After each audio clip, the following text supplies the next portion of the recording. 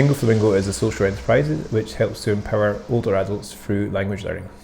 It's a way of keeping older adults' brains fit and active, as well as being a method to increase well-being and life satisfaction. So we have two kind of key components. So we have our care home work. So we have tutors who are trained up and they provide sessions in care homes and day centres across Scotland. So they work with older adults. And then we have this space here in the hub where we do kind of classes for the community. So what we do is we raise kind of surplus through the hub and then we reinvest that into our social mission of helping older adults in care home settings. I see residents come alive, their smiles, their laughter, what they remember, their interaction with each other, with me and Rosie, with Flo, the flamingo, the fact that they are enjoying what they're doing and they're very grateful and thankful to have an opportunity to show me what they can do, because they bring vocabulary from when they were at school and they're very eager to tell me what they can do. The social enterprise model for me is really important because I truly believe in reinvesting surplus. So I don't believe that businesses should be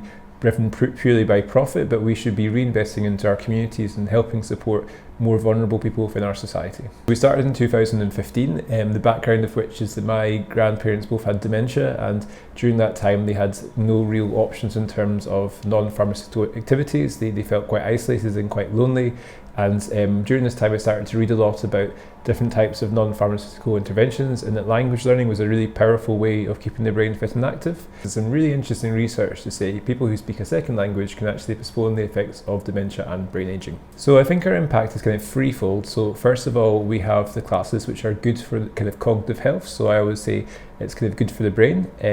Likewise, it's good for the banter, so we try and do classes which are fun, accessible, inclusive, and help to increase well-being as well as kind of sense of purpose. And finally, we also have SQA kind of certifications. So in our classes, some of our participants who are actually over 100 get their very first formal qualification. So we also look at upskilling older adults later in life. It's all worthwhile, and I think we should never underestimate what older people can do and what they can bring. Yes. I did enjoy it. Yeah, no, man, it's brilliant.